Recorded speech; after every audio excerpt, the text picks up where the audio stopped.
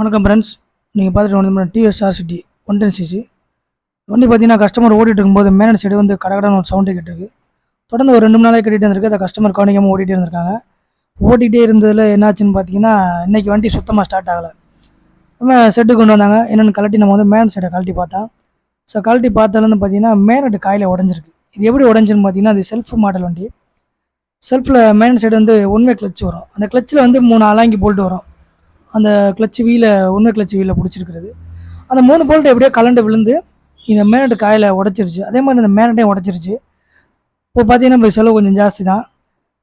சின்ன சின்ன சவுண்டு கிடச்சுன்னா உடனே அதை செட்டில் விட்டு சரி பண்ணிடுங்க. இது இப்போ ஃபஸ்ட்டே கவனிச்சிருந்தா கழட்டி போட்டிருந்தா சின்ன செலவோட முடிஞ்சிருக்கும். ஸோ கஸ்டமர் கவனிக்காமல் ஓட்டிகிட்டே இருந்ததுனால சுத்தமாக மேனட்டையும் உடச்சிருச்சு, மேனட் காயில் உடச்சிருச்சு.